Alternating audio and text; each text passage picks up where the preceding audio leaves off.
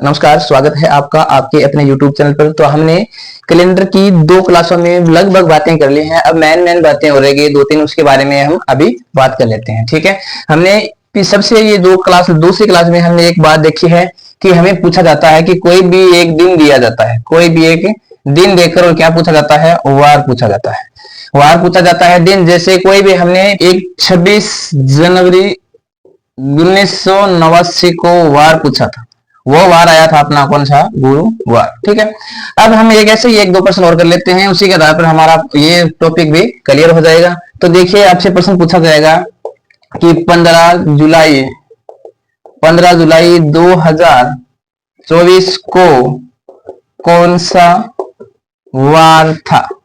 ठीक है, ये आपका प्रश्न बन गया। इसमें हमें चेक करना है कि शताब्दी कौन सी है। मैंने आपको बताया था कि इसमें शताब्दी को अलग निकाल लेंगे। 2000 वाली शताब्दी है, 24 वाला साल है, और ये क्या है, 15 दिन है और जुलाई तक है। ठीक है, इसमें हम अलग अलग निकालेंगे। कैसे निकालते हैं देखिए, तो इसमें 2000 वाली शताब्दी है। देखिए 2000 वाली शताब्दी, इसके बाद में कितने साल बीत चुके, 23 बीत चुके, क्योंकि 24वां चल रहा है। और माह है कितने बीत चुके, 6 माह बीत चुके। और दिन कितने आ गए, दिन आ गए अपने 15। मैंने ऐसे लिखा था, इन सभी के विषम दिन निकालकर हम किसका भाग देने वाले हैं, 7 का।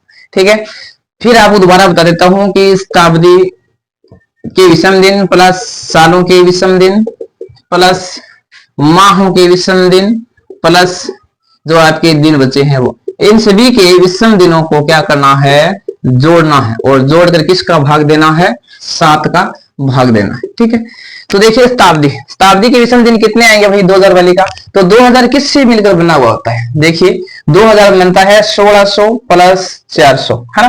तो 1600 के 0 विषम दिन, 400 के भी 0 विषम दिन। तो ये 2000 वाली शताब्दी है, इसके कितने विषम दिन आएंगे, 0 आएंगे। कितने आएंगे, 0। प्लस में जो साल है, 23 सालों में कितने लीप वर्ष है और कितने साधारण वर्ष है। चलो हम देखते हैं कि 23 साल में लीप और साधारण हम कैसे निकालेंगे। ये जो आपके 23 है, इसमें मैंने आपको बोला था लीप निकालने के लिए 4 का भाग देते हैं। ठीक है, 5 और 20। ठीक है, ये 5 आगे, ये क्या है, लीप वर्ष है। 5 लीप वर्ष है। टोटल कितने साल है, टोटल है 23 माइनस 5 लीप वर्ष है, तो कितने, 18 साधारण वर्ष है। ठीक है, तो 18 साधारण वर्ष, प्रत्येक वर्ष में एक विषम दिन होता है। तो 18 में कितने हो गए, 18, और 5 में कितने हो गए, प्रत्येक लीप वर्ष में कितने विषम दिन होते हैं, 2 विषम दिन होते हैं। तो 5 में कितने हो गए, 10। ये टोटल कितने हो गए, टोटल हो गए अपने 28। कितने हो गए, 28। तो सालों के विषम दिन देखिए, शताब्दी के विषम दिन 0, सालों के विषम दिन कितने, 28। प्लस में माह कितने बीते हैं भाई, माह बीते अपने 6। कौन कौन से, जनवरी, फरवरी, मार्च, अप्रैल, मई, जून और जुलाई के कितने दिन है, जुलाई के है 15 दिन। कितने, 15 दिन है। ये देखिए 15 जुलाई। ठीक है, जनवरी के कितने दिन होते हैं, 31 में से 7 किसे विषम दिन निकालेंगे तो कितने बचे, 3। और फरवरी के, ये फरवरी माह कौन सा है, जो 2024 वाला साल है, 2024 वाला साल, ये कौन सा है, लीप है या साधारण है। तो 520, 2 0 4 5 6 चौक 24, ये क्या है, लीप वर्ष है। तो फरवरी कितने दिनों की आएगी, ये फरवरी आएगी 29 दिनों की। तो 1 मार्च 31 दिनों की, 3 अप्रैल 30 दिनों की, 2 मई 31 दिनों की, 3 जून 30 दिनों की, 2 बचे विषम दिन। और जुलाई के कितने आ रहे हैं, 15। तो देखिए माह के विषम दिन तो आ गए ये 3 1 4 4 3 7 8 9 10 11 12 13 14, 14 दिन आ गए किसके, माह के, 14 दिन।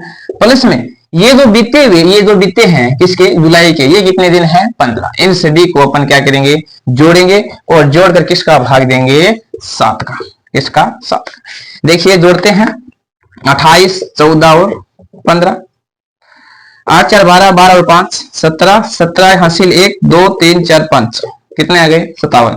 57 बटे 7, 57 में 7 का भाग देंगे, किसमें, 57 में 7 का। 7 8 56, कितना बचा, 1। यानी इसका बचा है 1 बचा है क्या, शेष, 1 शेष बचा है। इसका मतलब क्या हुआ, मैंने आपको बताया था, 1 बचे तो सोमवार, 2 बचे तो मंगलवार, 3 बचे तो बुधवार, और 4 बचे तो गुरुवार, और 5 बचे तो शुक्र, 6 बचे तो शनिवार। अगर 0 बचता है तो कौन सा वार होगा आपका, रविवार। ये आपको समझ में आ गया होगा।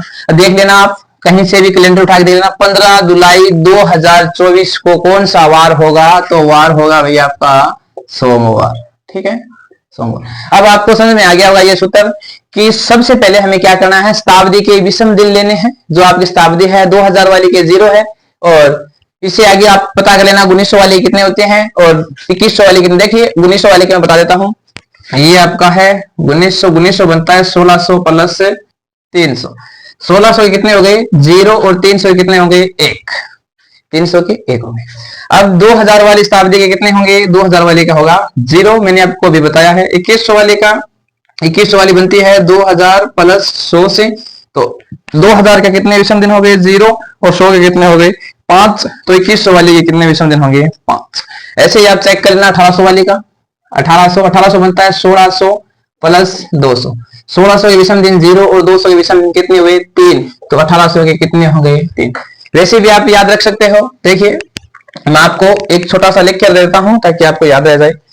1600 वाली शताब्दी होती है, इसके विषम दिन 0, 1700 वाली के कितने होंगे 5, 1800 वाली के कितने होंगे 3, 1900 वाली के कितने होंगे 1, 2000 वाली के कितने होंगे 0, वापिस 2100 वाले के कितने होंगे 5, ऐसे आगे चलता रहेगा। 2200 वाली के 3, 2300 वाली के 1, 2400 वाली के वापिस 0।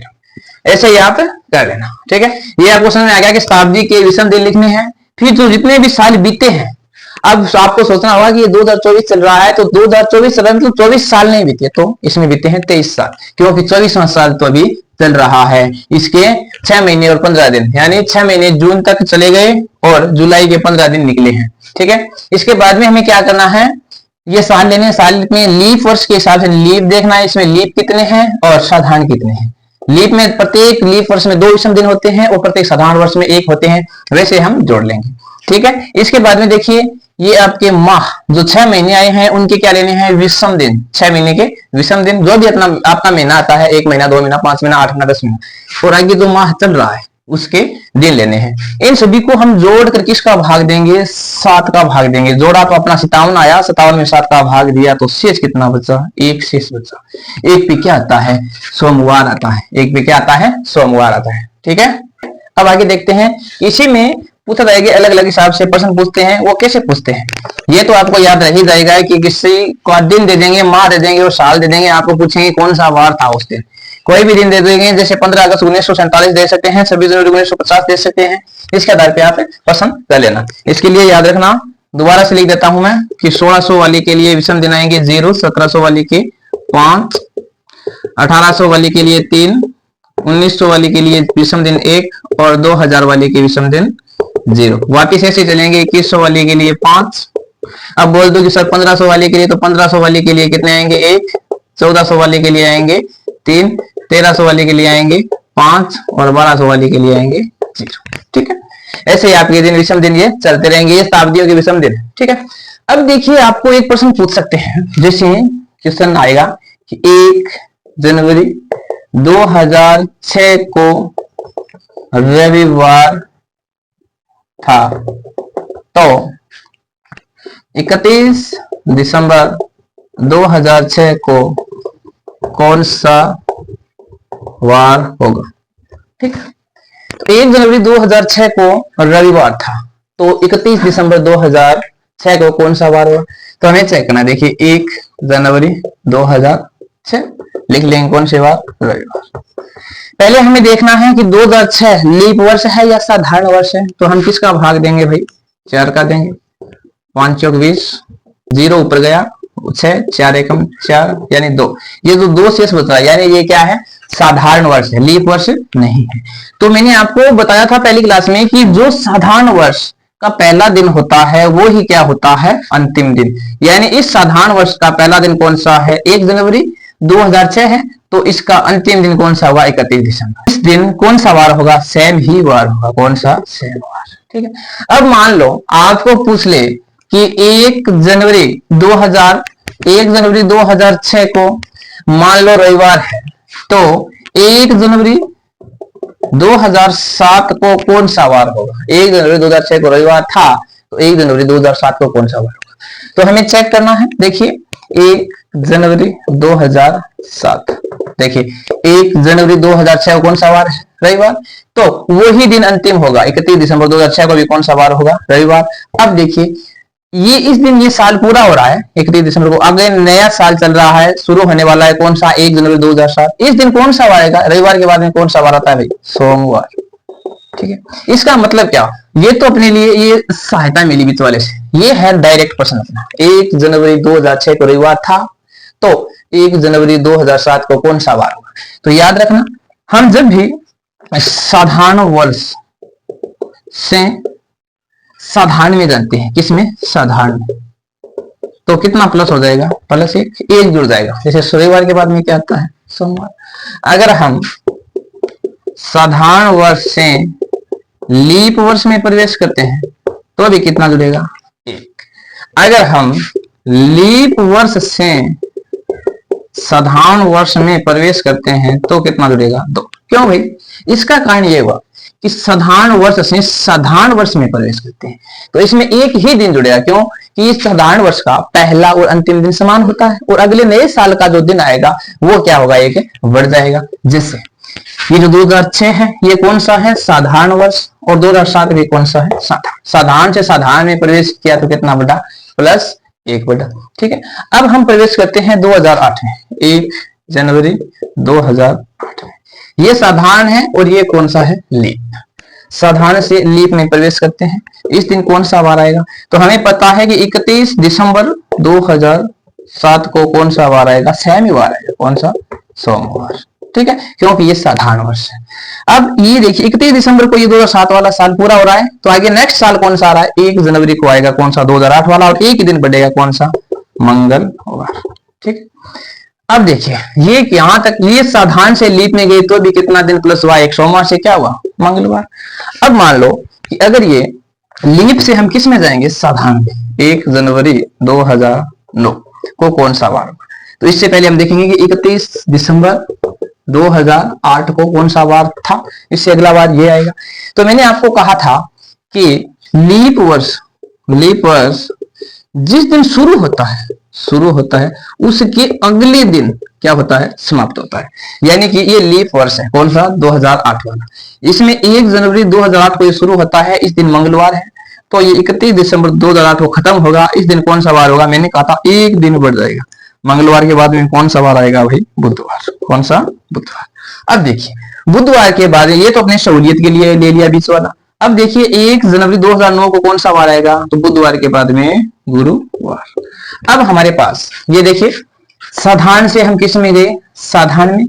फिर साधारण से किस में गए? लीप 2008 वाले में। लीप से फिर वापस किस में आए? साधारण वाले में। तो इसमें कितने प्लस हो गए? 2। कैसे?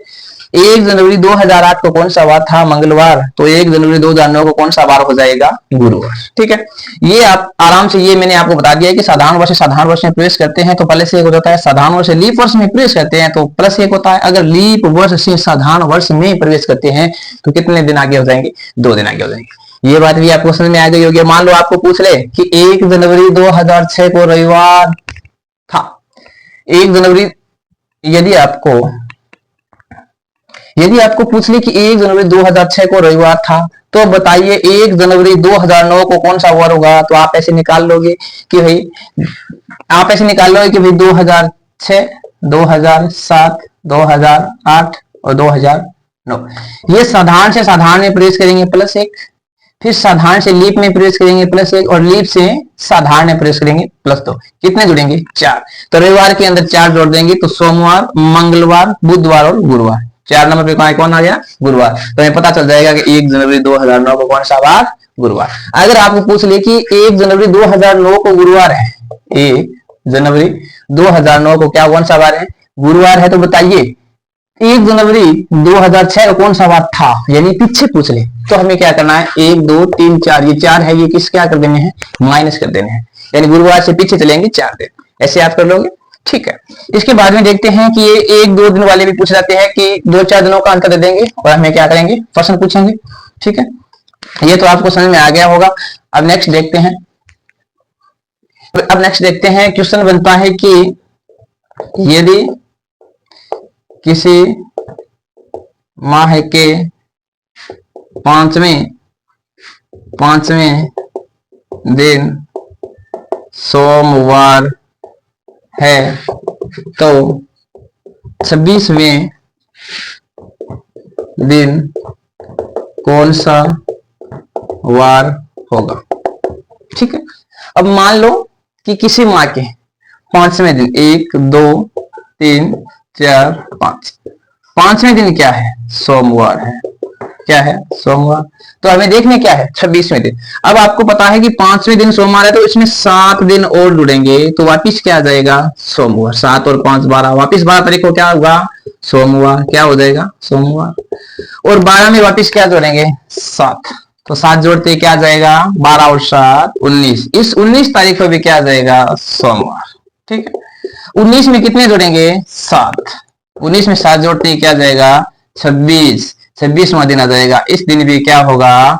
सोमवार। देखिए, इसने प्रश्न के आधार पे कहा है कि किसी माह के 5वें दिन क्या है? सोमवार है। किसी माह के 5वां दिन क्या है? सोमवार है। वापिस सोमवार आएगा आगे कितने दिन बाद में? 7 दिन बाद में। तो 5 और 7 12, 12 को क्या हो जाएगा? सोमवार। 12 में 7 जोड़ेंगे तो कितने आ जाएंगे? 19। 19 को भी क्या हो जाएंगे? सोमवार। 19 में 7 जोड़ेंगे तो क्या हो जाएगा? 26। 26 को भी क्या होगा? सोमवार। तो इसमें आपको ऑप्शन मिलेगा सोम मंगल बुध गुरु। तो हमें क्या कर देना? वापिस सोमवार। कि यदि किसी माह के 5वें दिन सोमवार है तो 26वें दिन भी कौन सा वार होगा? सोमवार ही होगा। ठीक है, अब आगे देखते हैं। इसी के आधार पर और भी बनते हैं प्रश्न इसी में कि मान लो किसी माह का तीसरा दिन सोमवार है तो 26वें दिन कौन सा वार होगा? अब देखिए 1 2 और 3, इस दिन क्या है भाई? इस दिन है अपना सोमवार।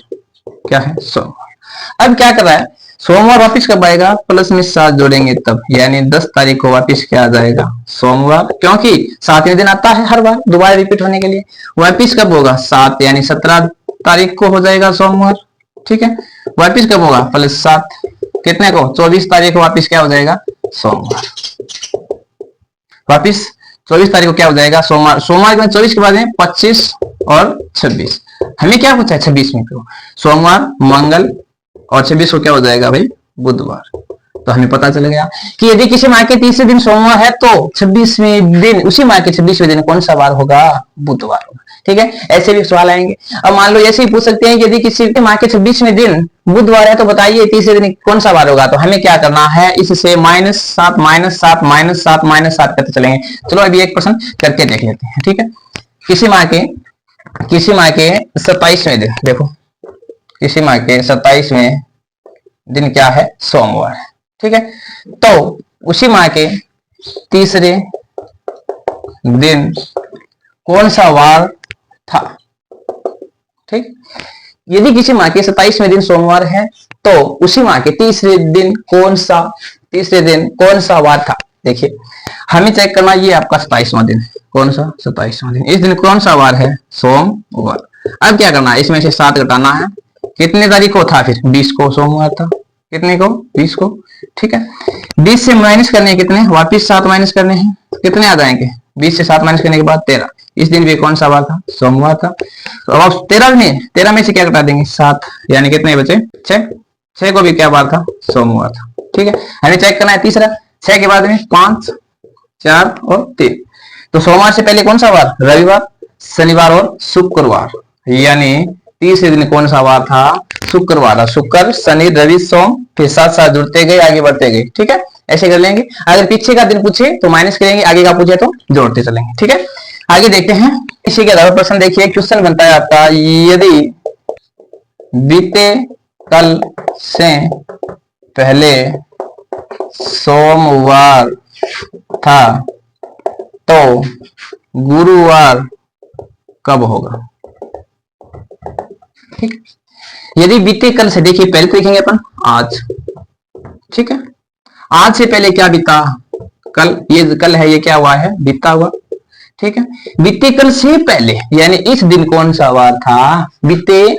यदि बीते कल से पहले सोमवार था, इस दिन कौन सा वार था? सोमवार। ठीक है, इस दिन कौन सा आ जाएगा? मंगल। इस दिन बुध, और इस दिन क्या आ जाएगा? गुरुवार। यानी कि आने वाले कल को क्या होगा? आने वाले कल को क्या होगा, गुरुवार होगा। ठीक है, ये भी आपको समझ में आ गया होगा। अब देखते हैं इसी के आधार पर एक और प्रश्न।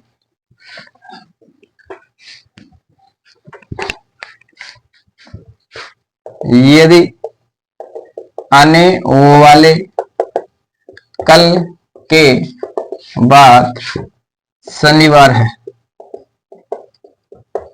तो सोमवार कब था, कब था, यानी ये क्या पूछा है, पीछे का दिन पूछा है। यानी देखिए पहले तो ले लेते हैं अपन आज, आज के बाद में आने वाला कल, कल के बाद में उसका अगला दिन यानी परसों। ठीक है, परसों कौन सा वार है, कौन सा वार है, तो इस दिन है शनिवार। शनिवार, शनिवार यानी कल कौन सा वार होगा, इस दिन होगा शुक्रवार। आज कौन सा वार है, आज है गुरुवार। आज से पहले कौन सा वार था, बीता कल, ये है अपना बीता हुआ कल। इस दिन कौन सा वार था, बुधवार। ठीक है, इससे पहले मंगल और इससे पहले सोमवार। तो देखिए ये क्या पूछ दिया, आने वाले कल के बाद शनिवार है तो सोमवार कब था, यानी आने वाले कल के बाद शनिवार है तो सोमवार कब था। ये देखिए आज से बीता हुआ कल, बीते हुए कल से 2 दिन पहले। इसका उत्तर आएगा कि यदि आने वाले कल के बाद शनिवार है तो सोमवार आज से 30 दिन पहले था या बीता कल से 2 दिन पहले था, यानी 2 ही दिन हो गए, 1 और 2 दिन पहले था। ठीक है, ऐसे आप प्रश्न कर लेना। ठीक है, इसका एक प्रश्न और है, वो आप अपन कर लेते हैं, इसके बाद में अपना कैलेंडर पूरा हो जाएगा। ठीक है, तो देखिए एक प्रश्न बनता है आयु से संबंधित, यानी ठीक से याद नहीं रहती आयु की, किसी की माँ की आयु 12 के बाद की, 18 से पहले की, ऐसे के आधार पर प्रश्न बनाते हैं। ठीक है, कि साहिल को ठीक से याद है कि उसकी माता का जन्मदिन 12 मार्च के बाद वह 17 मार्च से पहले आता है, जबकि उसकी बहन शिक्षा को याद है कि माता का जन्मदिन 10 मार्च के बाद वह 14 मार्च से पहले आता है। अगर ऐसा सवाल आ जाए तो हमें क्या करना है, देखिए कि साहिल को ठीक से याद है कि उसकी माता का जन्मदिन 12 मार्च के बाद 17 मार्च से पहले आता है। हमें ये पकड़ना है 12 मार्च, देखिए 12 मार्च, 13 मार्च, 14 मार्च, 15, 16 और 17 मार्च। ठीक है, पहले आता है, जबकि उसकी बहन शिक्षा को याद है कि उसकी माता का जन्मदिन 10 मार्च के बाद वह 14 मार्च से पहले आता है। कब, 10 मार्च के बाद, 10, 11, 12, 13, 14 मार्च से पहले। यानी कि ये साहिल तो बोल रहा है कि इसकी माता का जन्म 12 तारीख के बाद ही आता है, यानी 12 तो हो ही नहीं सकता, 12 हो ही नहीं सकता है और 17 भी नहीं हो सकता है। ठीक है, 12 तारीख नहीं होगा और 17 नहीं होगा। लेकिन इसकी बहन शिक्षा बोल रही है कि 14 मार्च नहीं होगा और 10 मार्च नहीं होगा। तो हमें क्या मिला, ये 12 को काट रहा है तो 11 ऑटोमेटिक कट गया, और ये 14 को काट रही है तो 14 ऑटोमेटिक कट गई। तो सेम क्या बचा, यानी इनका हमें कॉमन लेना है। तो इसकी माता का जन्मदिन कब होगा भाई, 13 मार्च को। ऐसे आपको दे देंगे। हमें क्या, इसमें क्या लेना है, आपको कॉमन लेना है। ठीक है, आपका कैलेंडर पूरा हो गया है। यदि कोई आपको और दिक्कत हो तो आप कमेंट कर देना और आपको सारी की सारी बातें बता दी जाएगी, एक और वीडियो बनाकर डाल दिया जाएगा। ठीक है, इसके लिए आप निरंतर रूप से क्लास देखते रहिए और अपने चैनल को अभी तक आपने सब्सक्राइब नहीं किया, सब्सक्राइब कर दीजिए, क्योंकि आपको निरंतर क्लास मिलने वाली है। ठीक है, धन्यवाद, नमस्कार।